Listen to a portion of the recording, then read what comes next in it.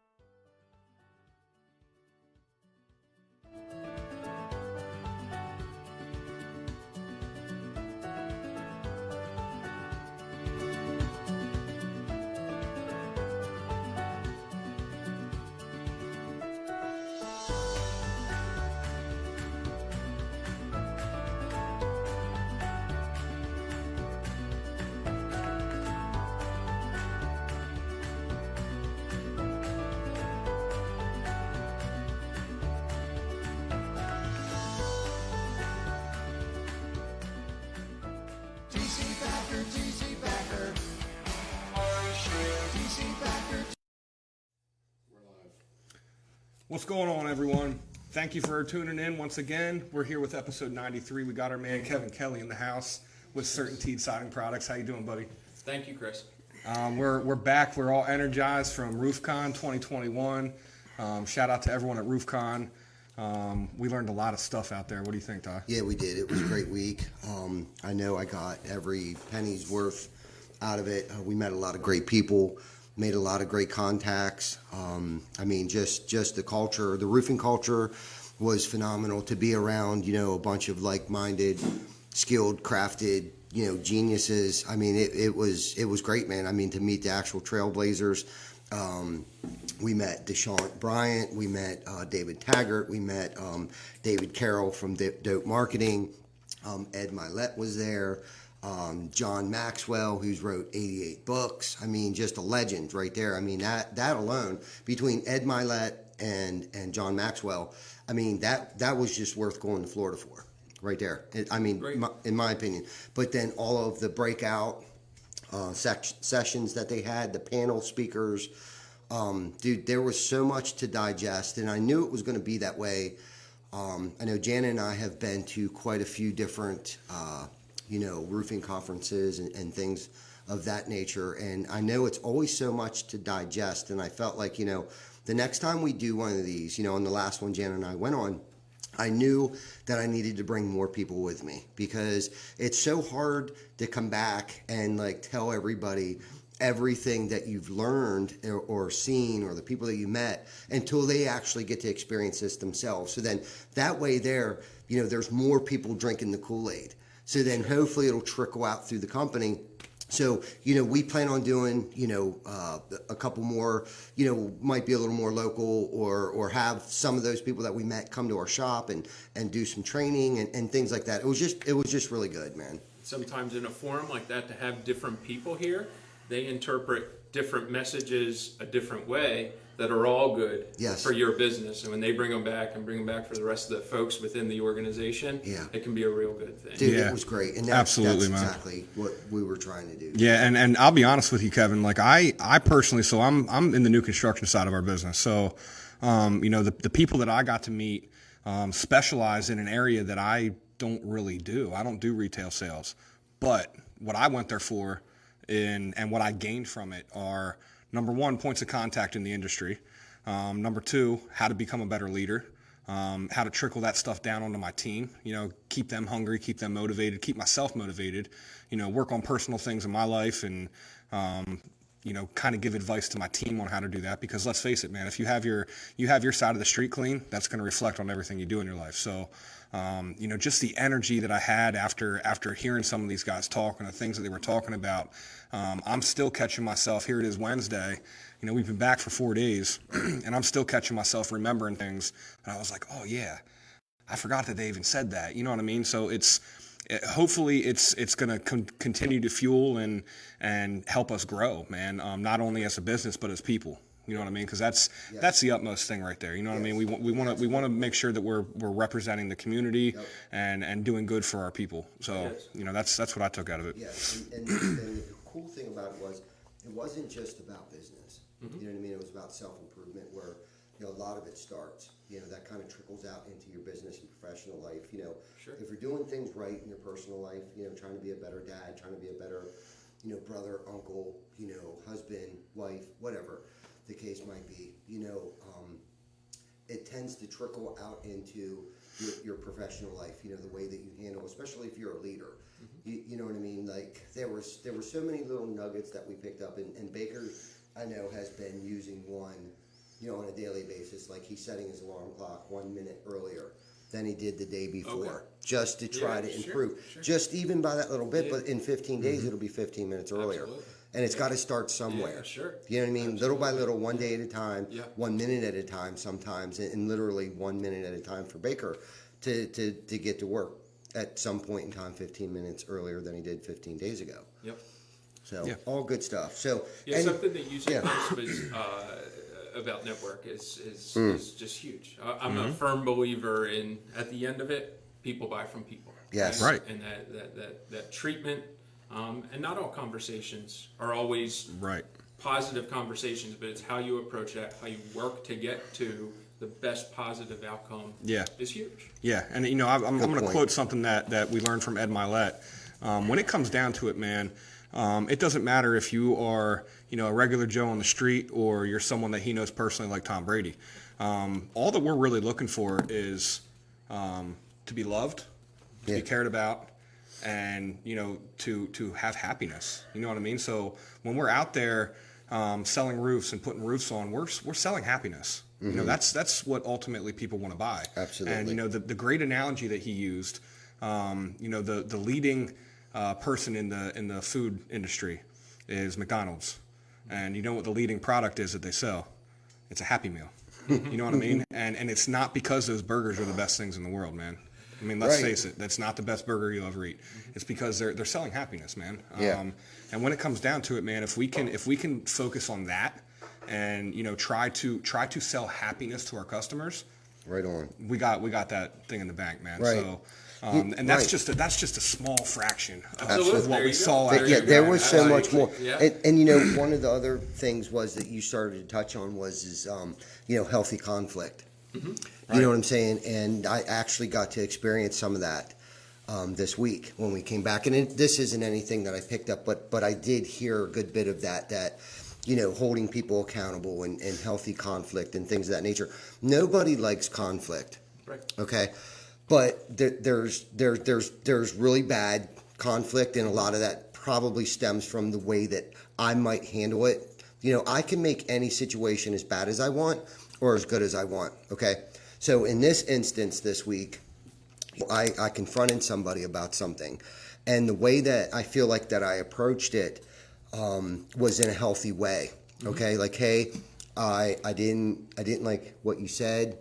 I didn't like how you acted, and in the same breath, I was also like, I have to apologize to you for something. Now I let them speak, and then I said, you know, there's something that I needed to apologize to you for too. You know, and it basically, you know, for not allowing you to participate or something, whatever it was. But at the end of the conversation, you know, they got off their chest what they wanted to say in a healthy manner. I got off my chest what I had to say in a healthy manner. And at the end of the conversation, we were both apologetic. Sorry. We both knew where we stood, and it didn't have to get out of control. You know what I mean? So that's one of those self-improvement, you know, things that, you know, that I've had to definitely work out at home, and that I need to work on in my professional life as well, is just how to treat people. You know what I mean? And then one of the other nuggets that we picked up too, and I know I'm kind of all over the place, but you said some good stuff and Baker said some good stuff, was that, you know, stop trying to sell people, educate them. We're educating homeowners. We're not selling them anything. We're educating them, okay, and making them happy. You know what I mean? And that was the one key component is like, you know, we don't have salespeople. We have educators. You know what I mean? Yes. We'll send out one of our educators. I mean, I'm sure I'll find and think of a better terminology of, you know, but I don't like the word sales. Salesmen, our salesman, our saleswoman, our salesperson will be out Do you know what I mean? Right away, I know for me being a consumer, I'm thinking, oh, great, like, I'm thinking Anderson Windows Sure. right away. You know, and I'm not trying to throw Anderson, they do a great job. But I think of this 4 or 5, 8 hour speech that they're in my home that I can't get rid of them. Sure. I literally have to call the cops to get rid of them. Okay. Right. Well, we don't, and that's the old school way of doing things. And I don't even know if they do it that way anymore. Agreed.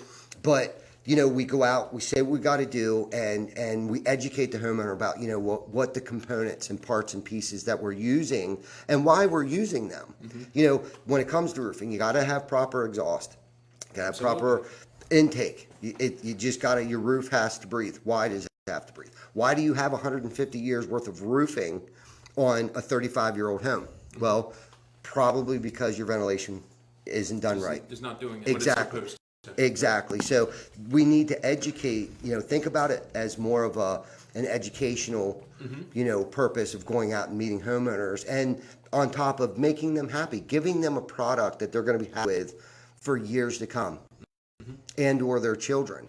So Those are facts, man. Just to piggyback off that. Yep. Excuse me, real quick, Ty. Yep. I'll give you guys one more little nugget, a quote that we got from the great Ed Milet. He said, you know, just to, you know, fact on the salespeople and gurus thing. He said, you know, there's people out there that will climb the highest mountains to find gurus. You know what I mean? To teach them something. People don't climb mountains for salespeople. They climb for gurus. You know what I mean? So be a guru. Be a guru of your craft, and it doesn't matter whether you're selling windows, you're selling roofing, you're selling books. You know, just be a guru. Teach your people, because people will climb mountains for that guru. They're not going to climb it for a salesperson. So Absolutely. Nope. Good so stuff. yeah, Kevin, why don't you tell the folks what you do, man? What you do.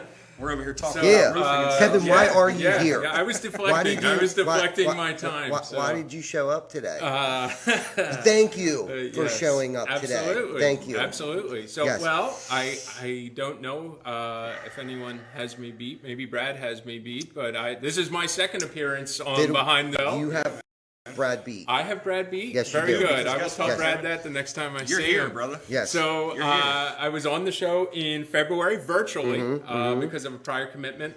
First time in the studio. So thank you for having me back. Yeah. Kevin Kelly, for everybody watching at home or in the car or from a distance. Kevin Kelly, I'm with CertainTeed Exterior Products.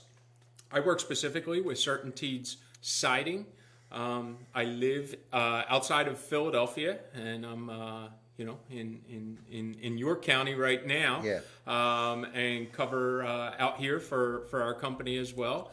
And really what I do, I try to be an influencer and an educator, and work with both our distribution partners and our contractors in how they can help their homeowners accomplish what they want to accomplish. And to me, that's investing in their home, creating that curb appeal activity, and spending their money wisely.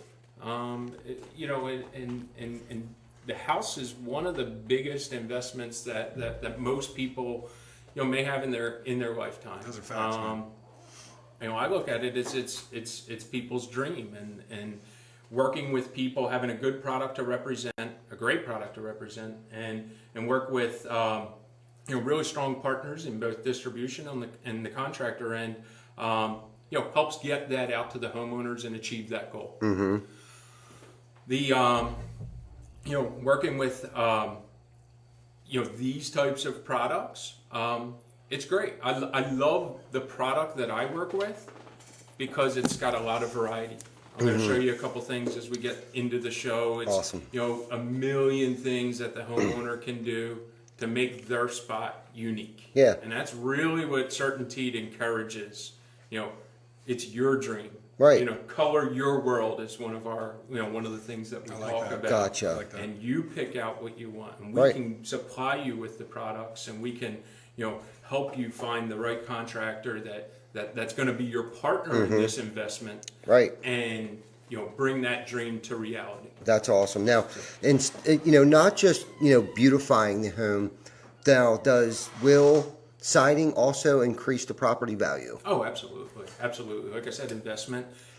There's ranges depending on what reports you look at. Yeah. But after a vinyl siding project, your return on investment can be anywhere greater than 50% up to 90%. Wow. I mean, it's like we like to say in my world, when it's vinyl, it's vinyl. Right, So right. when you do this, you are going to have this for a very, very long time. Wow, that's awesome. I think the last thing that I read, and this was probably, and don't quote me, it was probably about 2 years ago, I read somewhere that it could actually increase your property value by 17%.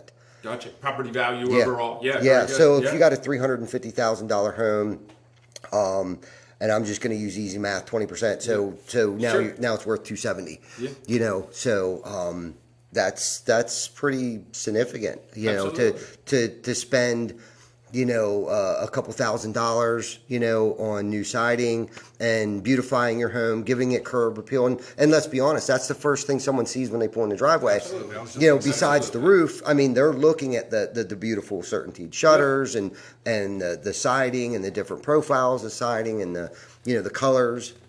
I call it facelift, remodel, curb appeal activity, Right. all of those in one bucket. Absolutely. And we're really You just could probably trying to- convince somebody, let's just say you got an aunt that hasn't visited in 2 years or something. Mm-hmm. You put a whole new facelift on your siding game outside. You could convince her probably that you have a whole new house. Well, it's interesting Those you things say are- that. It's interesting an you say uplift. that. So right now, as you guys know, the trend is richer and Yes. darker colors. Absolutely. 25, 30 years ago, Yep. it was wicker and beige world. Yes. Entire house. Yes. Yes. One color and the same kind of throughout the neighborhood and a couple whites in there. Yep. And what we find in our data is right now the trend is in those darker grays and blues and rich greens. Yep.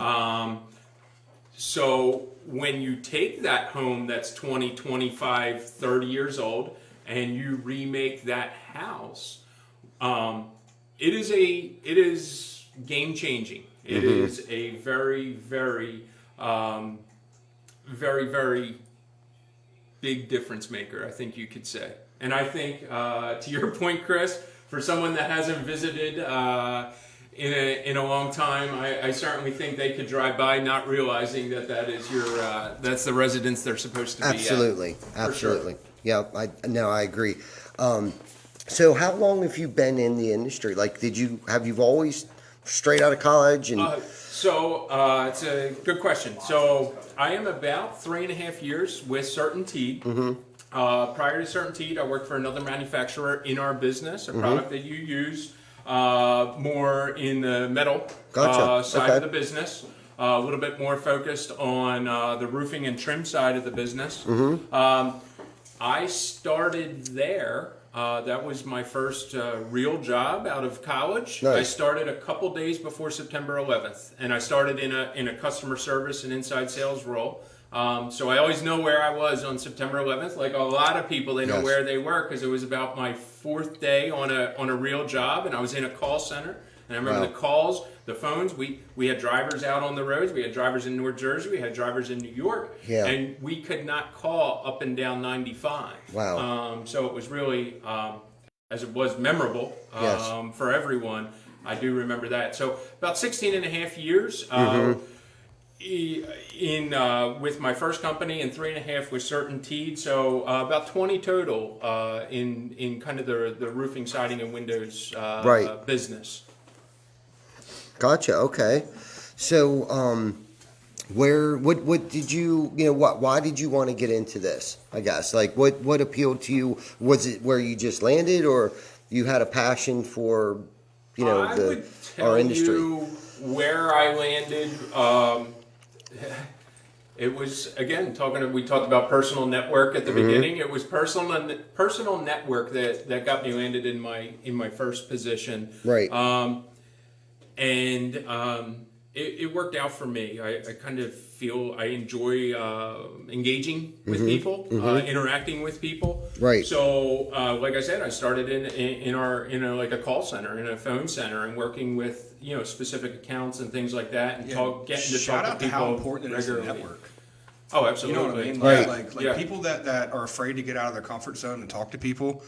My biggest advice is get out of that comfort zone, man. Comfort is the biggest killer to motivation. Yes. Just don't get comfortable. If you're living uncomfortable, you're living right. You need to be uncomfortable to excel. And networking, I mean, it does wonders, man. You never know. You could win that right conversation, when that right person could come across and just love you Absolutely. as a person. You know what I mean? Because Absolutely. that's where you're going to get. So I didn't mean to cut you off, but Oh, I no, just want to no, throw that out absolutely. there for the No. viewers. Right. That's great. So yeah, that was really good business, and changed roles there for a couple times over the 16 years. And when this role with CertainTeed had opened up, that was career progression for Yeah, me. It was a good thing. It's a really, really good company. Right on. Very proud of the products that they develop and they put out. Most definitely. And that's probably second to how they value their employees. I mean, it's a very big company. I'm not gonna say that it's not. It's a very big company, but they get you to that kind of family-owned business That's feel, a good point. taking care of your people. I'm glad you brought that up. So at a scale that size, and I guess I'm curious for me, because I know at times with having 50 plus co-workers or employees, it's tough to juggle that, to make sure everybody feels a part of and is playing their role and accountability and having a great culture. So for a company at that size and that scale, how would you say their culture is the first part of the question, and second part is, if it's a great culture, what are they doing to maintain that culture? So it's a two-part question. Sure. So I'm going to start with the employee part. Okay. Very, very I want to say employee friendly, especially now. Everybody's been going through some rough stuff the past, call it 18 months, right? Absolutely, man. Kids were home from school a while, having that flexibility, right? You have people now that kids were getting picked up on the school bus. That person is now going to an office there for 8-9 hours a day, coming home, taking care of kids. Now those kids are home all day. Yes. And we, and many have, myself included, ages where they're not ready to be home alone at this point. Yes. Certainly not ready to be home alone and on a computer doing school. Yeah, right. For that long. So that's just one thing that really, really kind of stuck with me, is how flexible and helpful that the organization has been through this. Wow. As well as helping with vaccinations, incentivizing, that piece of it, safety, everything. It's just been really, really, that's motivating to me. Okay.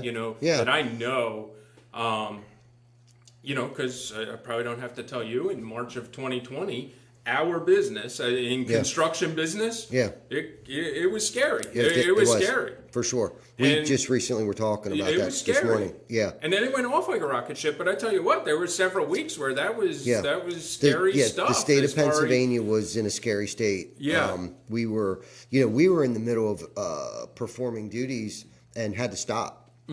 We had incomplete job setting. Absolutely. Setting. You were not permitted to be out there. Yeah, man. So it was pretty scary. Some of the home builders stopped paying. And thank goodness that our footprint is a little larger than the state of Pennsylvania. We work outside of PA. And fortunately, with those states remaining open, and like you said, it seemed like the skyrocket effect happened sooner. In like Maryland and Delaware and even Northern Virginia and Jersey, it seemed like, and especially Maryland. Maryland, I would say, was our anchor. Number 2 anchor state was Delaware, but that even got a little sketchy at times too. But it was definitely a frightening time, and we just posted something last night. I went through my phone and went back to late 2019. Okay. And over all accomplishments that our team has completed, like things that are unbelievable that we managed to accomplish in the past 18 to 24 months. I'm going to say we've received 3 awards for 3 different things, not even trying, and I'm not even trying to toot our horn or pat ourselves on the back or anything like that. The amount of jobs that we've completed, the number of lives that we've touched throughout the community. We put roofs on for places and facilities that needed roofs at zero cost. Yeah. We supplied a food pantry with over 4,500 pounds of food, largest they've ever seen, ever. Okay, along with a bunch of monetary, funds, contributions. Yes, that we raised, which was the largest as well. On top of the food that we delivered there. We fed over 350 people last Thanksgiving, over 1,000 pounds of food. This year we plan on doubling that, but not to get ahead of myself, but I could probably, if I sat here long enough and went through those photos, and what I was trying to show everybody was, we took pictures. Harvest Transitional Living, okay, is a facility for displaced kids that weren't fostered and things of that nature. Well, we held a fundraiser for that, and they had called. This is right when the pandemic broke out, and Christy called, and she was like, don't worry about the money right now. Yeah. You don't have to. And I was just talking to Vic today about this, and it's giving me goosebumps. And I thought for sure, if I did not give this facility this money, I'm going to burn in hell. Okay. One of those things, like I need to do this. I don't care how down and out we are and how many home builders stop paying us in the state of Pennsylvania. If we don't give these people this money, please, baby Jesus, if you're up there watching, you know what I mean? It was, it was that scary. So I had these checks made, these big ass checks that we could give them. Yeah. Do you know what I mean? Absolutely. Harvest Great. Transitional Living Situation. Yeah. Baker, correct me if I'm wrong. I think it was $5,700 or $9,700. Something like that. It wasn't. We auctioned them off for, it was right under $13,000 for the 2 gazebos. Okay. And we split that with the Workforce Now program. Yeah. Okay. Yes. And so at the same time, so they ended up getting, I think, $5,700 of that. Workforce Now got half of $5,700, so 30 couple hundred and some change, and then also a dog German Shepherd shelter we gave through. So we did that in the architecture. Yes, yep, that's what it was. Yeah, architecture. Okay, so all of these things we were doing while the pandemic's going on. These, and I'm not trying to say these selfless things. Hey, look at and this is the thing where I get hemmed up, because I'm not doing this to say, hey, look at us. Okay, a good buddy that we met over the last week. His name, I already mentioned his name earlier. Deshaun Bryant had posted something about a week and a half ago, and all he said was, he just posted something. He said, "You're not being humble. You're hiding." Okay, so what I took from that is by me just sitting here and not expressing the joy that I have, and the love that I have for our people, our people. Yeah. We took pictures out in the parking lot. We were 12 feet apart from each other because we thought we were going to fucking die. Do you know what I mean? We thought we were going to die. Okay, social distancing, holding these checks. Okay, the only thing we felt like we had to hold on to, and it wasn't about us. It was about us helping someone else. And that's the culture we're trying to do. And that was the point of that post last night.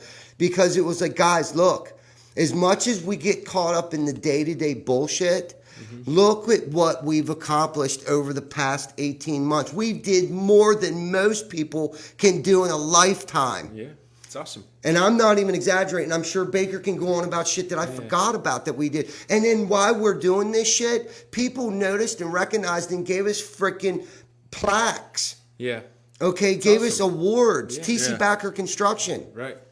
Like, we didn't do it for that. Yeah, it's good stuff, man. You know, it's good stuff. Like, dude, I'm telling you. You did it because it's the right thing to do. It was the right thing to do. That's the right thing to do. And what's great about it, it was the natural thing to do for us. Yep. You know what I mean? The selfless thing that we didn't know what else to do, but we knew other people were a little bit worse off than we were. There you have it. You know, at least we had each other. Yeah. You know, and there's a lot of people that don't have what we have. And how fortunate are we at TC Backer, at the TCB family, that we have each other. Dude, I remember Colin coming in, man. He was like, dude, it's scary out there. He's driving to Maryland. Dude, there's nobody on the road, homie. Oh, absolutely. Going down 83, getting into Baltimore City in like 25 minutes. Come on. Yep. Yeah. That's ridiculous. Yeah. Yep. And you know, I can kind of sum everything that Ty just set up right there real quick for you guys. Going back on the whole guru thing, on finding yourself a guru, there's a guru that once told me this, and I'll never forget it. Ty, you can probably attest to this, buddy, because it's going to sound familiar. In order to keep it, you got to give it away. You know what I mean? Amen. You know, I'll let you guys decide who made up that quote right there, but he's sitting in this room right now. So, in order to keep it, you got to give it away, and we're going to continue to give it away. Yeah, because right we want on. to keep it. You know what I mean? We're the sky's the limit, man. We got a hell of a team, and you know, sitting through this RoofCon thing and seeing all these people talk man. and hearing them all talk. Even if we weren't able to take away something that helped us succeed in a certain area, what it did was it showed us that we're doing the right thing. You know what I mean? We're on the right track. So like, there's some things that I was like, oh, we're already doing that. You know what I mean? So like, that's just more, you know, reaffirming what we're putting our blood, sweat, and tears into. That you know, we're on the right track. Reinvigorating some of the things you have inside already, and giving you some different ideas. How do we get them? How do we get it out? How do we get it out? How do we keep building on that? Yeah. So I want to, if it's okay with you, Kevin, I want to shout out a question here that one of our salesmen had here, Bucky. He's a new salesman of ours. He's absolutely killing the game right now. Okay. He would like to know, for the homeowners watching, what kind of siding colors are available right now from CertainTeed? So CertainTeed, supply chain has been a challenge really since about this time last year, start of 2021. In our monogram line, which is our largest breadth of colors, we have 32 colors available. A couple of the specialty colors in that line are currently suspended, more just to preserve some of the minimal material that we're getting. Right. So monogram's really the line to go with. Monogram's a great line to go with, even in regular times. Right. That's kind of our premium product. In some of our lines, like Main Street and Encore, we do have a couple colors just on temporary suspension. And I don't want to sugarcoat it. They've been suspended since about May. But that's kind of a good thing. It's really a supply chain challenge. They will come back. I don't know that I want to commit to that date that they're going to come back to, because I just don't know. Raw materials, and I think for the homeowners watching, you know, it's not just a siding problem, a roofing problem, a window problem. It's a resin problem, man. Yeah, it's a you know, just a challenge all around in the supply chain. So you know, we have our challenges too. We're kind of making some decisions what we think to get us our distribution network and our contractors, of course, and the homeowners satisfied as we navigate through that. I just want to shout you guys out though, because of the decision that you guys made to go to that monogram line. Just so that you guys know out there listening, that decision was made, and correct me if I'm wrong, Kevin, but that was made so that you could still offer 32 colors in your one line. Because if you guys think about it, if you're doing multiple different lines, you're going to be limited in the number of colors that you guys can do, because you can only produce so much. So, you know, what they decided to do as a company, which I think is genius. I do too. You know, they completely eliminated a line and allowed them to widen their available colors for the consumer. So you guys, you know, whereas some places you're only able to get 3 or 4 colors. You know, you guys have opened up the doors for consumers to still get 32 colors, which is impressive. With there being bumps in the road in the supply chain and that being sporadic. Yeah. We based our decision around it would be better to go to one line and do that and offer that and still have that variety for the homeowners. It's the variety, the spice of life, right? And what we talked about earlier. It's color your world. So we want to have stuff out there for the homeowners. If we kind of kept that through everything that we normally have it in, I think from a production side, we probably would have had outages, meaning you know, an order's supposed to be shipping, and that week we use too much of that raw material that's necessary, and then we're unable to make it. So we've gotten through it pretty well. I'm not going to say, like we were talking about communication and conversation. You know, had to have some conversations that aren't, you know, the happiest. But it's, you know, open dialogue, right? Open dialogue and talking through it, and how do we, you know, how do we work through it together? You guys are doing a good job. I think so too. And you said a key word: navigate. You know, who knows what the right choice is to make. You know what I mean? And you know, at that time, whoever had to sit in that chair and make that decision, look, we're going to close out, you know, a line or two or half of one and all of the other one, and we're going to solely focus on our better panel. What's genius about that is, and whether they're a genius or not, or just thought at the time, you know what, let's just keep it simple, stupid. You know what I mean? Let's just keep it simple, and we'll stick with the best line that we have. And you know, because ultimately at the end of the day, let's think about this, warranty issues. The last thing anybody wants to do and have, because of the pandemic 3 years from now, okay, once hopefully this settles down and goes away or whatever happens, who wants to deal with a bunch of warranty issues? Do you know what I mean? Because of a lesser panel, it's getting pushed through, it's getting, you know, things happen, labor shortages, things just, you know, but with the better panel, you know, it's not going to turn into a disaster later either, okay? So there's that aspect, okay? To be honest with you, I wouldn't want to sell a homeowner when it comes to retail or storm restoration a lesser panel than that anyways. Yes. Okay, so what this has also done for the new construction aspect of things, it has forced the home builders to actually use a better panel, to offer a better panel. Sure. Hence, again, less warranty issues, especially with the deeper, richer colors. Okay, because they tend to have a little more thermal movement. Okay, expansion, contraction, hot, cold, all that good stuff. Agreed. Okay, so I really think I don't know if they thought about it in that much depth or detail or whatever the case might be, but I've thought about this a lot. You know what I'm saying? Because I wouldn't want to. So we have it. Our educators, our salespeople. Okay, they've been pushing not pushing, but that we're selling the product. You know, the monogram product along with the Main Street. And then, you know, once in a while we run into the Encore and stuff like that, whatever colors might be available, if they're available, more towards the new construction. Not that there's anything wrong with the monogram. It's just because of that's what's available, I guess, more so than anything. You know, and let's talk about shingles just briefly, and not CertainTeed shingles. I'm going to cheat on you here a little bit. But okay, so GAF right now has given us 3 different colors to choose with. Okay, so we can sit back, we can bitch about it, we can complain about it, but really what it has done is it's made the decision for the homeowner a lot simpler. Okay, look, these are your 3 colors. You got your gray, your black, and your brown. Okay, so you got your pewter gray, you got your charcoal black, and you got your weatherwood.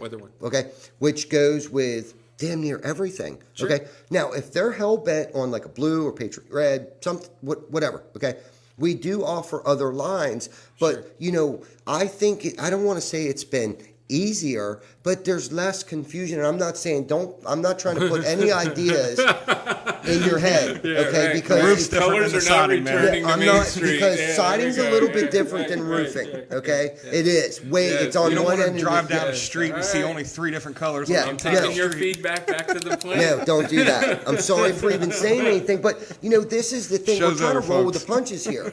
You know what I mean? I'm trying to look at the glass half full, you know, and not half empty. And I mean, that's really what, if anything, hopefully if I don't learn anything else out of this entire crisis, pandemic, whatever you want to call it, you know, is to look at and be more positive and look at the glass half full and not half empty. Funny you say that. So, and hey, right now in our business, there's some long days, right? Yes. There are challenging days between supply chain and availability and you know, costs and everything that goes along with it. There's some long days for sure, but probably I want to say it was June or July last year, as our business started to get busier, but many other businesses and many other worlds were not. In one of the trade periodicals, maybe something like Fine Home Builder or Remodeling, something like that, I saw an article and it said, you're having stressful days, you're busy, but they're long days. And, you're getting stressed and frustrated and impatient and all the things that go along with that. Just try to remember that there's people that are in the restaurant business, the tourism business, the airline business, whatever business that's really struggling right now, that they might be out of work. They might be worried every single day that they're going to soon be out of work. Small business owners that are trying to stay afloat. So I try to keep that in mind as I feel the stress and the challenges trying to get the better of me. But it is, it's it is. How we're blessed for the stress, as Jana would say. Yeah, sure, absolutely. The first day she told me that, I'm going to go off on a tangent here just a little bit. I was stressed out one day, and I'm complaining about this and I'm complaining about that, and she says to me, she goes, Ty, we're blessed for the stress. And I paused for a second, and I thought about it for about 2.3 seconds, and I was like, you know what, that is the stupidest thing that I've ever frickin' heard in my entire life. Who would ever be blessed for the frickin' stress? It just didn't sink in. Like I thought, dude, that's just stupid, Jana. Just stupid. Yeah. And she started laughing. You didn't say that. Yeah. No, well, yeah. There was a few other choice words in there because I like to drop the F-bomb. Okay. I've never heard you say it. Never. So I'm sitting there, and she, we're talking through this, like whatever the situation at the time was, obviously was the end of the world situation because, I'm stressed out over it, so it had to have been pretty bad. Just kidding. But anyhow, I was like, you know what, that actually, and it may have taken me 2 or 3 days for me to come around and think, and I said to her, I was like, you know what, that's probably one of the best things that I had ever heard because, we are, how blessed absolutely are we? Oh, 100%. For the stress. 100%. Do you know what I mean? 100%. Because those people, the stress that we have today compared to the people, the restaurant owners, the hospitality industry, those people that are in that industry right now, I mean, they can't even find dishwashers. What we said earlier in the conversation about, when we were kind of going, right into this in mid-March of 2020 and in April, and in Pennsylvania, people aren't working on construction sites. Right. And that I felt a little bit of that stress, more just concern and stress. Right. I'll take this daily stress any day of the week over that type of stress. Right. So I would consider myself blessed. Absolutely. We're all trying to figure this out as we go, man. You know, who's the guru in the leadership aspect? I think a lot of people would probably say John Maxwell that we got to listen to speak at RoofCon. He's got almost 100 books on just leadership alone, and I can tell you a book he does not have on leadership. And he does not have a book on how to lead through pandemics. Right. So where's that chapter? Where's that? Right. This is a let's try this and see what happens kind of thing. And I think a lot of people, a lot of business owners, and people in leadership positions can attest to the struggles that we've had to deal with. And that's where it really comes into play to have good people surrounding you. You know what I mean? Good people that you're doing business 100%. With. A good mentor, someone that you have confidence in, that you can bounce ideas off of, that you guys can, try things out together. You know what I mean? So, John, if you're listening or you happen to ever watch this show, bro, you should probably write a book on leadership in the pandemic, because I think a lot of people will buy it. Yep. So good stuff. And it's really, early on too, since we're on this kick, and it's been a few episodes since we actually talked about this, but we're on a roll here a little bit, is early on, it really showed probably the true colors of a lot of people too.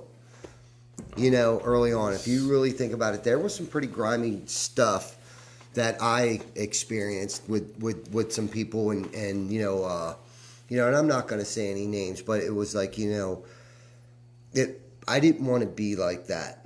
I know what happened to me, and I even thought to myself too, that goes to show someone's integrity. Sure. right there, and I don't want to go down. If we go down in flames, I don't want to be known for that. Yep. You know what I mean? So that there's some of us that unified and pulled together. I know there's a local company in town, and we all know who he is, Eric Brewer with CR Property Group and Integrity First Home Buyers. I think between him and I think we really pulled together well. He has his thing. He buys investment properties and things of that nature. And fortunately, we got our exemption form, and he's in the real estate industry. Okay, so realtors weren't allowed to do whatever it was. They weren't allowed to do showings and things of that nature and stuff. Different way of working. Whatever was going on there, but.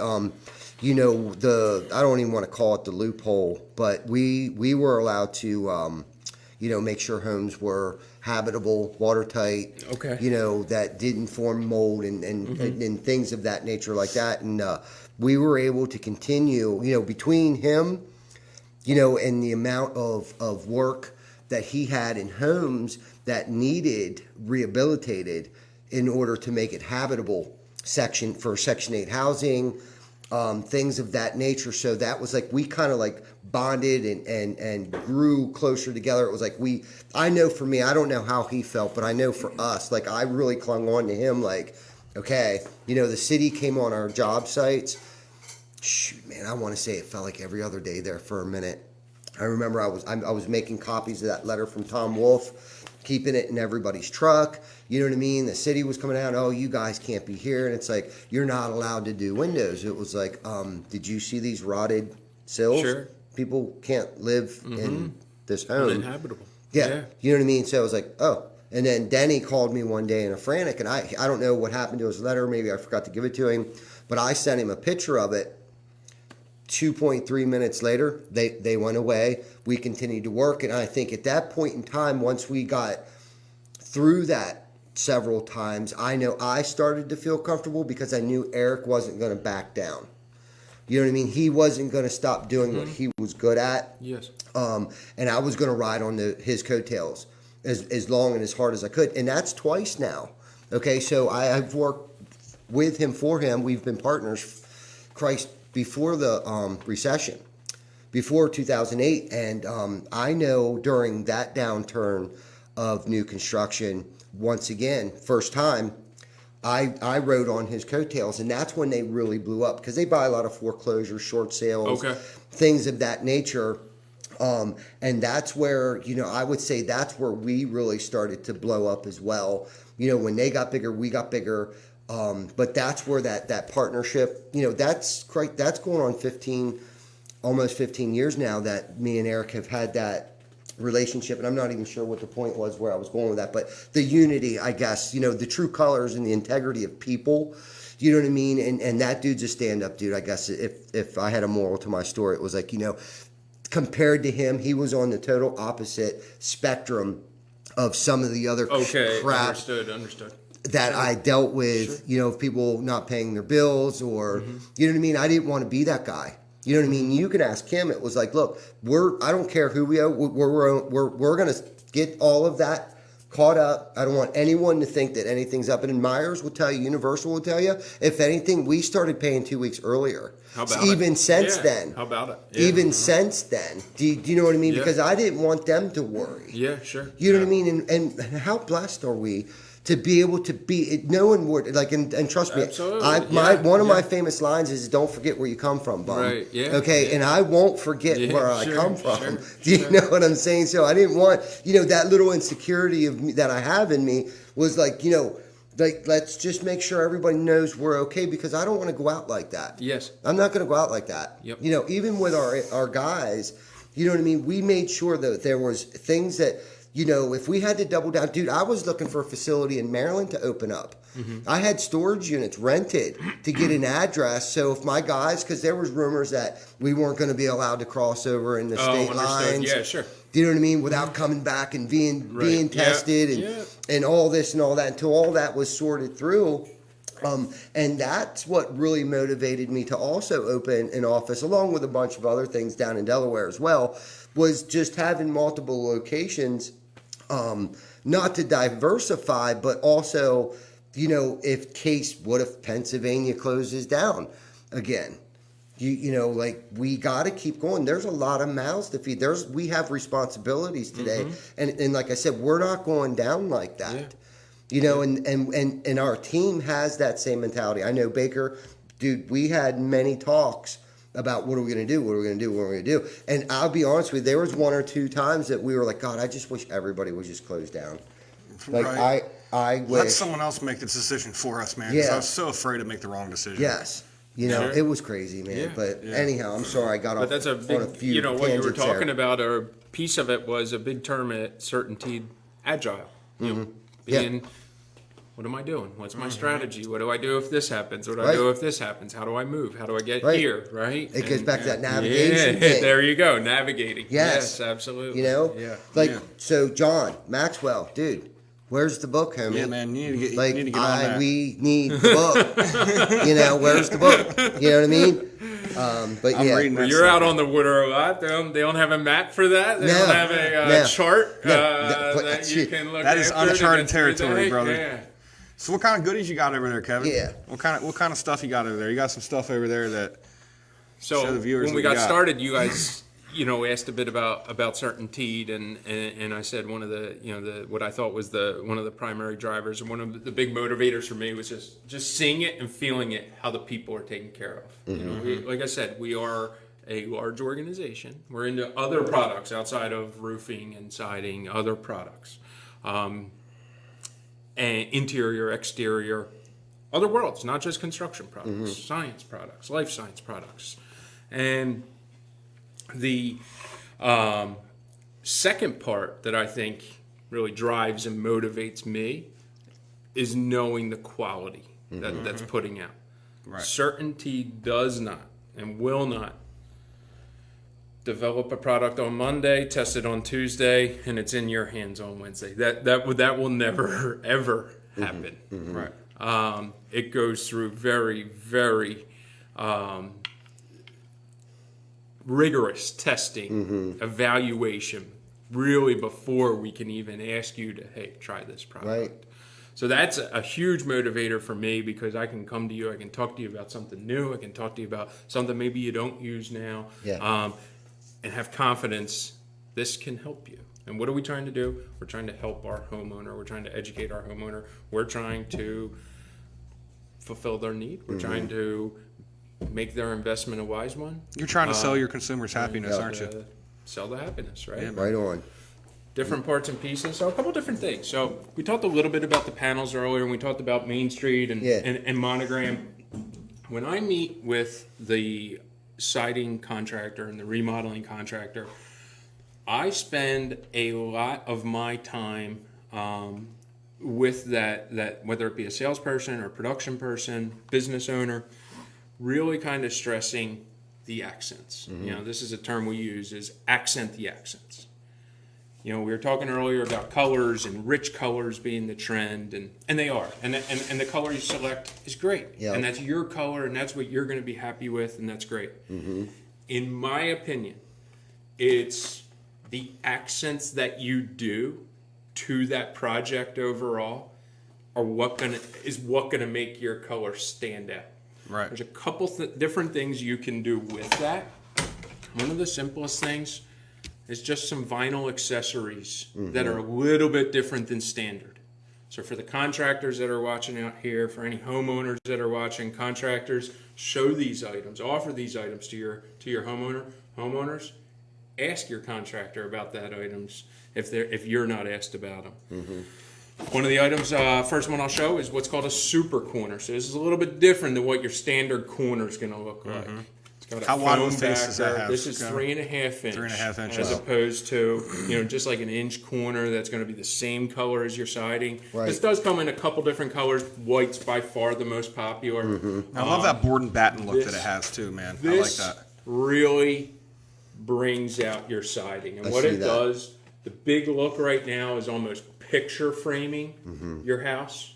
So using these on the corners. The other nice thing about them, they're 20 foot long. So they're seamless. So on a 2-story house, No corners, no lapping of 10-foot corners, anything like that. Love it. This stands off. It's a beefy, sturdy look at the corner post area. And I love how you got that foam insert in there. It's a so you foam don't have Oh, that. sure, it makes Yeah. it It stand makes it a off. lot more rigid. Yeah, it's great. Yeah, it's a really, really good look.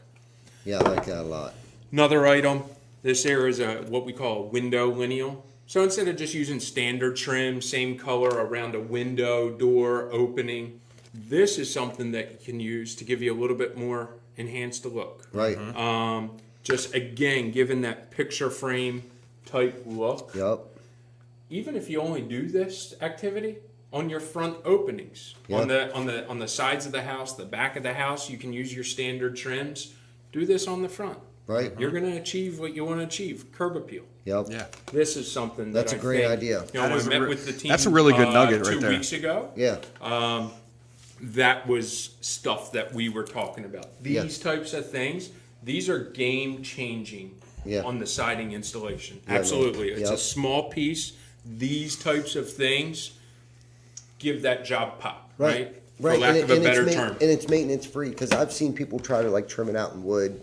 Sure. And paint it or even wrap it in aluminum, but aluminum over time kind of like oxidizes and gets chalky looking, and with the vinyl, different That's a ways. great There's point, different Ty. ways Great to do point. it. Right. Aluminum's one way. Right. It's probably a little bit aged. I'm not saying a lot of people don't do it, and Right. I'm not talking down to it. It's Right. different than what the vinyl is. exactly. Vinyl probably puts you in that in between point of then moving up to like a PVC PVC or trim. something, You know, yes, we like- manufacture yeah, a product right. called Restoration Millwork, which is another one. Right. Which kind of puts you in that mid range Yeah, right there. right. And but I like it because it is maintenance free.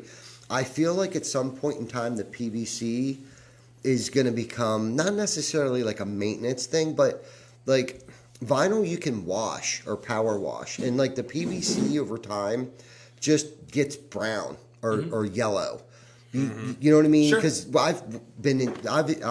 we were installing what was it? What was one of the first? I think Clear, a company called Okay. Clear, K-L-E-E-R. K-L-E-E-R. Yeah, Clear was one of the first, and then was it AZAC? AZAC was the Big name the, in that the world. Kleenex. Absolutely. The- There you that's have the it. It's a clean- big name in that world. Yes, Sure. so AZAC. So I remember, installing it years ago, and I drive by those homes now, and I'm talking 15, 20 years ago, driving by them homes, and it's not, it didn't keep that crisp, clear, and it's almost like you need to paint it. Okay. Kind of look. Understood. Yes, Okay. yes. So not that it's not a higher end product because it's not vinyl. It's PVC, which isn't, I guess, that much different. Just one. Yeah, what they're trying to put out there is something like wood, but not with the maintenance of. Right, Yeah. right, exactly. But vinyl, I've seen it, especially nowadays. Let's talk a little bit, not to get you off track, but like the permacolor technology that you guys. Sure. Very highly sophisticated materials and machinery going into what you use Yeah. every day. Like I said, we don't come up with this color and a week later you're able to put it in your hands. Talking about the products, the warranty for CertainTeed is second to none. We have utmost confidence that this color is going to stay this color. Yeah, will you flip that panel around for the viewers? Sure. There? Yeah. Look at that. That looks exactly the same. A little bit less on the gloss, A little bit less on the but the backside. color. You know what I mean? Yes. Let's talk about the color. Whereas before, you cut a piece of vinyl in half, and you look at the center, or even if you just flip it around, Yeah, and you got absolutely. white. Yeah, you know what I mean? absolutely. That's a through and through color there. So just Yeah, for you so what we viewers try out to there. do, really, using real wood and an imprint of real cedar here to get that into the siding, and then really sophisticated technologies going into the into the manufacture of them. Yeah, and I want to have you kind of repeat something that you did on our first show here. Tell the consumers just how many pieces of wood, like how many presses do you have or molds to get those things. So where like stamped Sure. concrete, okay? Yep. You look every 5 feet, you're going to see this pattern start over. You know what I Yep. mean? you can pick up probably what 50, 60, 100 different pieces of vinyl, and you're not going to see Oh, the same absolutely. pattern, right? You know, it's the same wood grain, Right. but it's different. Not the same right, pattern. but it's not the Right. same pattern. Right. Exactly. Right. Exactly. Yeah. So we do use a unique wood grain, and we have a variety of those imprints that go into that, and Nice. a I just wanted to point multitude that of out them to is the probably viewers. the right Right. numeric. I know that's not an exact A lot. answer, but yeah, there's quite a bit. Yeah, Right. quite a bit. So Yes. what about the shake? You know, Chris is talking about and you were talking about Yep. the wood pattern. Yep. Now, is the shake from a wooden mold? I'm a little bit high for you, Vic. Sorry about that. You're good. You're good. So this here is a little bit different than the vinyl products. This is polypropylene. Okay. So it's made, while this is an extruded product, Okay. this is mold injected. So a little bit different in the manufacture. Gotcha. Much thicker Abso-freaking-lutely. material. Yeah. Heavier material. Right. And what we're trying to do here is really replicate Yeah. traditional cedar look. Gotcha. And I'm glad you mentioned it, because it's the next thing that I talk about when I talk with your team about talking and educating homeowners. Yeah. So we talked a little bit about vinyl accessories. Yeah. Another item. Again, this can be used on the whole house. Right. But it can also work as a great accent item on Yeah, man. on a gable end. Good on point. a bump out wall. Yup. By a front door. Yes. Really just to give a different visual. Yeah, man. So we do, this is our, I would call it mother of this line. This is the 777 Perfection. Gotcha. A lot of different variety we can do out of this. We have staggered products. We have rough split. Really some different variety, but this is the mother's most common. Yeah, right. Yeah, this is really what everything else in our cedar look is built around. Gotcha. The 777 and Perfection. like you said, it's so thick. So what's the win rating on something like that? Because I know for me being an installer, on the Cedar Impressions, the wind rating is near 200 miles an hour. Wow. Yeah.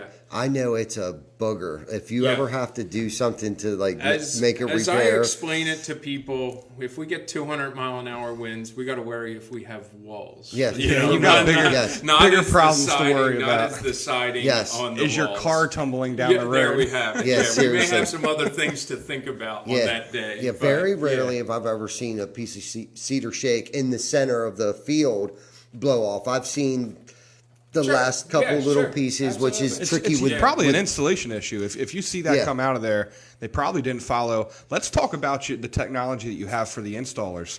You know, your temperature gauges that you have on your Cedar your panel. Impressions, you don't know that it's on this sample piece here, but every piece Yeah. has a temperature gauge on it. Little thermometer to tell you where the ambient temperature is. Yeah. And then in our locking mechanisms, we tell you where to line that up based on that temperature so that it allows for proper expansion and contraction. Yeah, That's and the awesome. temperature gauge, guys, just so you know, or just so you guys can understand what he's saying, if you've ever looked at like a fish tank or something like that, how they have that strip on there that changes colors depending on the temperature, it'll have a little strip on there that will tell you based on the color. And then there's a diagram on the panel itself that you make sure that you line the arrow up on your next panel with whatever the temperature reads on the temperature gauge to give you absolutely. your proper Where to spacing. set that product. Yeah, it's smart. It's great. Instead of trying to hold a tape measure up and say, well, I think it's about 70 degrees outside. In the development and manufacture, what we want to do, we want to help you out there. We're partnered in this. Right. So we're going to make this product. Yeah. We just want to help you in your install so that at the end of the day, we're in line with where the homeowner wants to be. Right. We all have that common goal. And with the same thing, we're talking about on the vinyl products, whatever line, Encore, Main Street, Monogram, Cedar Boards, any of those lines, there's a repeating word, patented word from CertainTeed going across our panels called Stud Finder. And what that is another aid for our applicators where, I'm going to use this sample as an example. I have right now I'm on the R in the word finder, and it's just continuous one word. Well, exactly 16 inches on this panel is going to be the next R. So what we're teaching our contractors is you find one stud, you put that in, you go to that same letter, you're going to hit your next stud at Shout out to my framers inches. out there that pop their boards on 16 centers there. There we have it. There we have it. We need more of those sometimes. Now, speaking of which, so like best practice here, okay? What if you can't find a stud? Can you still hang siding? Absolutely. So Okay. absolutely. So I would tell you best practice for that activity, because I get it, you're going to go out to jobs where you're not going to be exactly 16 inches on center. What if they put them at wanna 24? What we want to do here, we almost want to notch out this area. So we're going to make a big slot right here. Yep. And we're still going to be in the stud because we do want to be into the stud, but we're still giving our siding the ability to expand and contract and move left and right. When I got started, I was told siding is hung, it is not nailed. Yeah. So it's hanging on that nail. It's able, while we can't see it, it's changing every day. It expands and contracts. It expands and contracts. And movement restriction is what we want to avoid all the time. Right. So what if you can't find a stud? I'm just saying, and you're nailing through the OSB or whatever sheeting type, it could be anything. What if there has to be something, right? There has to be something structural behind that sheet, right? What if there isn't? Yeah, what if you got 24-inch centers? Yeah, what if you have 24-inch centers? 24-inch centers, monogram is typically what we would recommend when you're at 24-inch center. You want a thicker panel. Yeah, So you want you're a thicker saying panel. you can't hang vinyl siding without hitting studs. It'll void the warranty? What I will tell you is you will most likely not hit every stud on your project. I get it. Yeah. The intent should be that you are hitting studs. Okay. Yep. I feel like you're not answering my question. Would it void warranty? If we found the all right, I'll give you the. We have to have a tough conversation right now. So. No, I'm saying because I know when I was installing I would tell every day, you this: if we found that the product was sagging because you have nails coming out because they're not in a stud, I'm going to tell you that's probably going to void your warranty. Okay. Yeah, that's going to be an application problem. That's an install. That's an installation. That's an issue. application problem. Right. Yeah. because I think I'm trying to just think back, and it's been a while, and I'm sure things have changed. I kind of always remembered, to use that like 3/4, like if you couldn't hit a stud, to try to make sure that the nail was 3/4 of an inch past whatever sheeting it was. Okay. So does that still apply? So like basically we wanted in our world, a lot of it is stud mounted. We want to, striving to get into the studs, and you're going to get into areas where that's just not happening, and I understand that. Right. Yeah. And you will have areas where you have to put a nail in where there's not a stud, but as long as the rest of your length is allowing that freedom of expansion and contraction, Right. the majority of your nails are in the studs. Okay. You'll have a So successful the 3/4 application. inch of your shank going through the sheeting, that's still not like I would tell you, I'm not familiar with that. Oh, okay. Okay. All right. I'm not. Gotcha. But, Okay. Okay. Well, your that's 3/4 fair. inch, I guess in theory, your 3/4 inch is, that's in fair. our book, it's probably saying that 3/4 inch is going into a stud. Gotcha. I don't know that our install guide would address open. Okay, it's been a what do they call long that, time since shiners, and maybe, and something shame like on that. me Yeah. for not opening up the VSI book. Yep. Because it's been a Sorry. that's okay. It's been a long.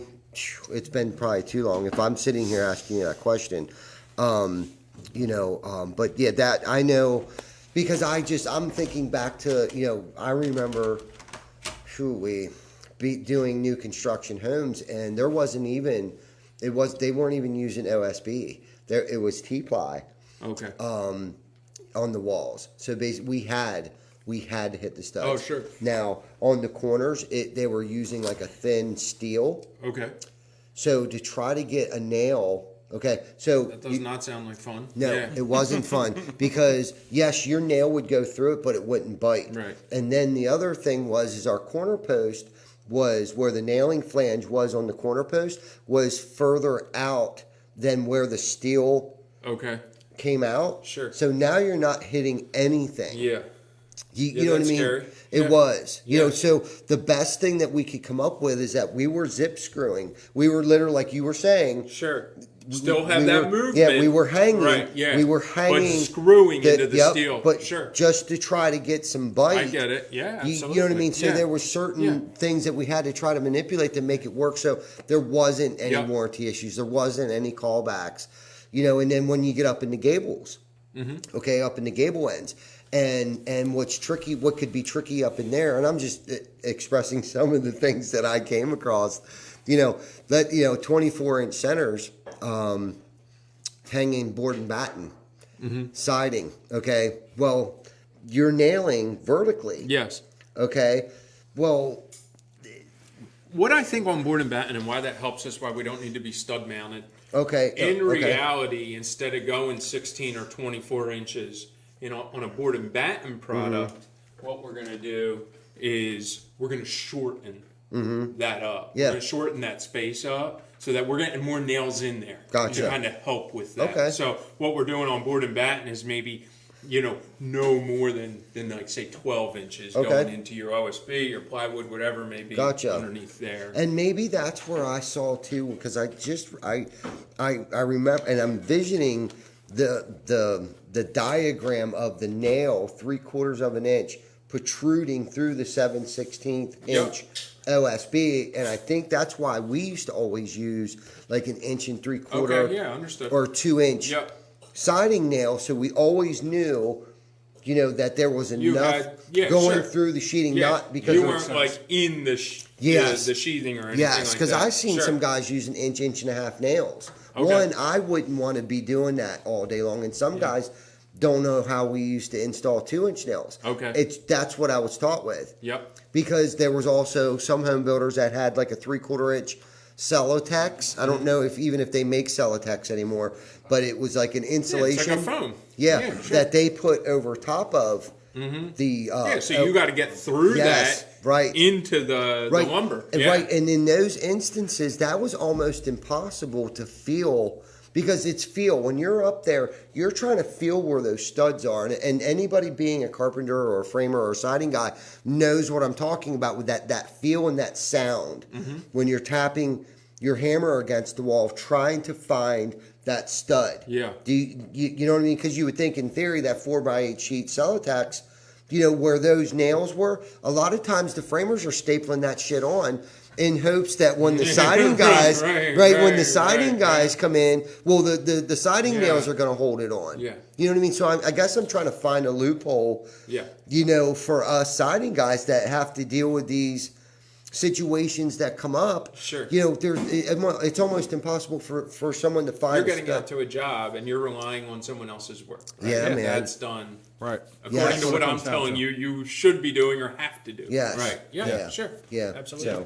So, those are all great questions and great. But a side note to that is, you and I have been working together 3.5 years. Yeah. And it's very infrequent that I visit your projects because we have to look at how something was applied. So I'd say that's very beneficial. Right. Yeah. For us both. As many houses as we put your product on. Absolutely.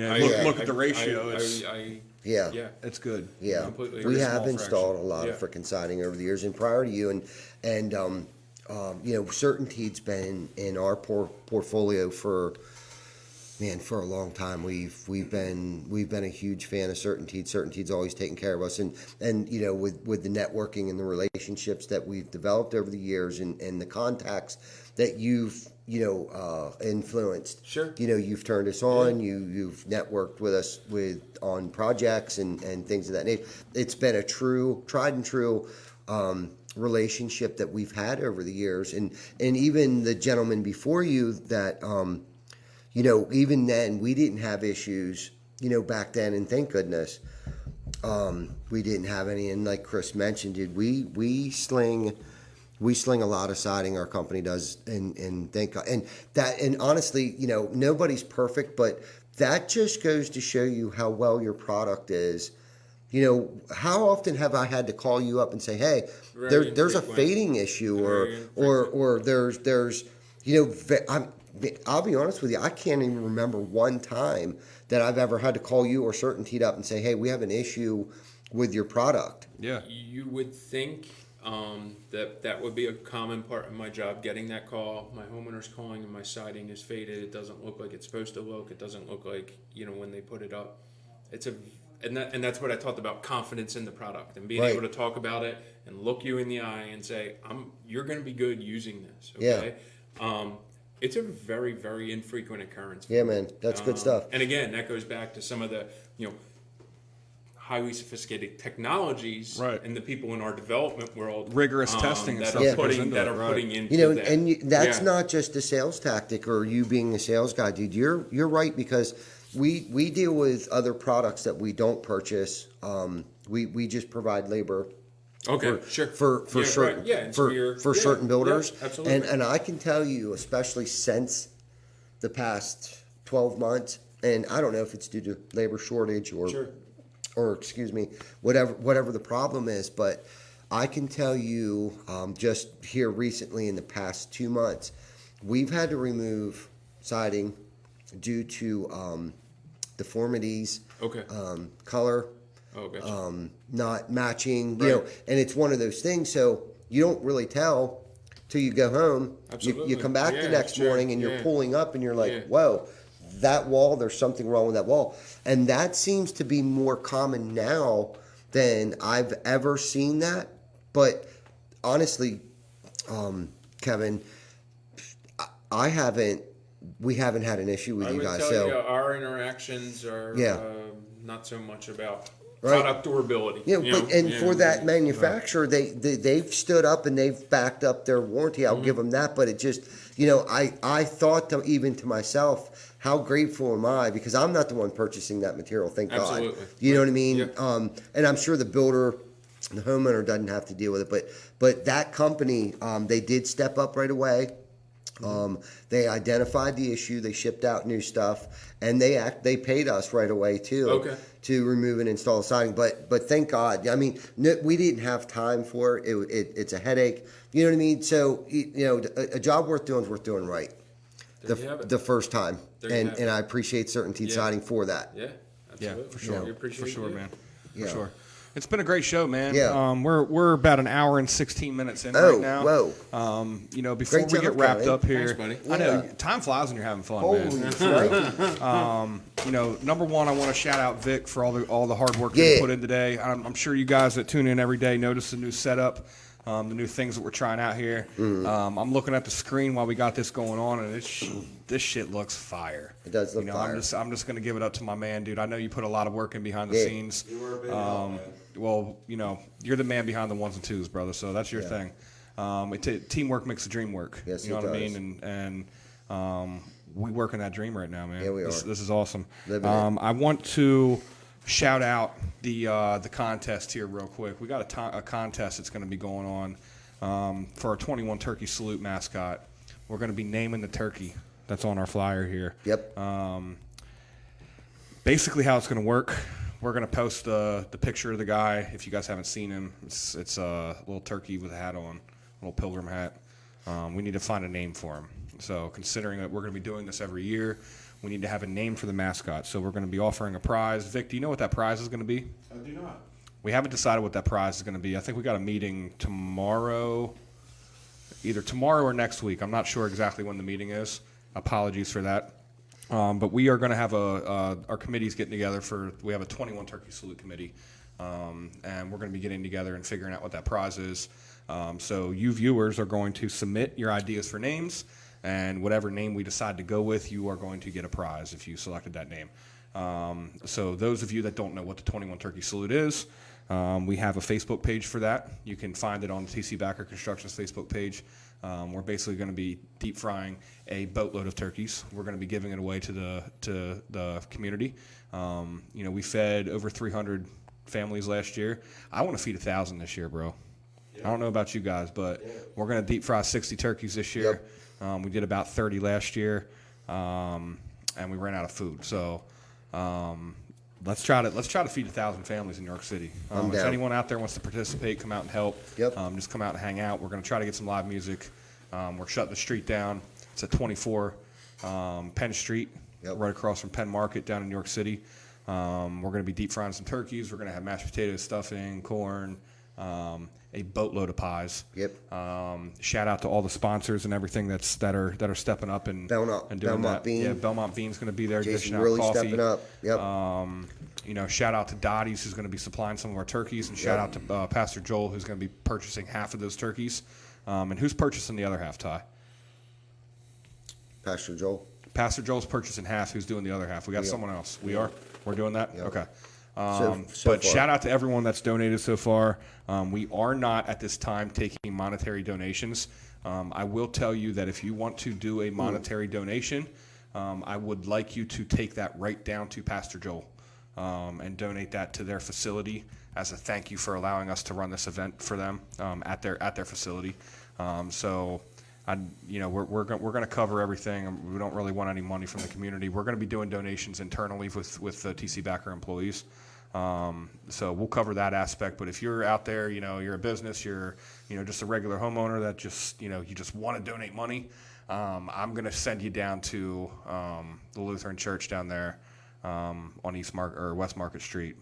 Right on. And you can just donate your money to him. Yeah. So that'll go directly to them, right to their food pantry, the well, or whatever other avenues that Pastor Joel wants to use it for. He does a lot for the community, so that's where you guys can go with that. It is going to be held the 24th of November. We're going to start at 1 p.m. and we're going to go until food runs out. So 6 p.m. or food runs out. So whichever one comes first. But I hope to see everyone there, man.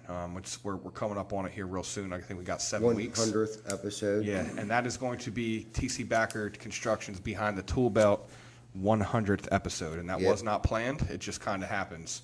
And It was somebody's plan. It was somebody's plan, But it That's wasn't right. ours. So it Nice. just so happened to be falling on the 100th episode. So Yeah, great. Thanksgiving Eve, man. Hopefully we see everyone out there. We're going to be going live from there. We got some special stuff planned. And yeah, man, what a great episode. It was. What a great episode. You guys killed it. Thank Good you job. very much, Kevin, for driving Thanks for the whole having way me out again. here, Look man. forward to the next visit. Yes. Yeah, for sure, man. And thank you, everyone who tunes in religiously every week. And if any one of you guys from RoofCon end up watching this video, shout out to you guys for lending ears and offering the humble advice and just giving us the fuel that we needed. You know, man. And if anyone is watching that did not follow our YouTube page, we just created a new YouTube channel for Behind the Tool Belt, so make sure that you hop over there and follow that. I got stuff posted. I pinned a comment on here for our TikTok and for our YouTube page. If you guys could help us expand, that would be greatly appreciated.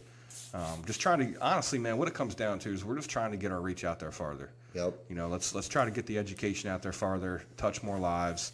And it's not even about the business. It's about helping people, educating the people. That's what we do this for. And this shit's fun, man. This shit's fun. So if there's anything else that you want to add, Kevin, or anything like that before we close out? I think I'm good, Chris. Keep good? doing what you're doing. Yeah. Thanks so much for your support. Yeah, always, man. Thank you for your support. We can't do this without you. Yeah, man. Thank you, real. Kevin, for everything you do. We Thank can't you do for this the without partnership. our suppliers and our partners and all this. So we got a wall of partners that are behind you right there that all participate in some sort of way to what we do every day. So shout out to the TC Backer family. We will see you guys next Wednesday at 7 p.m. Eastern time. Everyone enjoy the rest of your week. It's going to be a little bit rainy, but enjoy it. Yep. See you guys next week. See ya.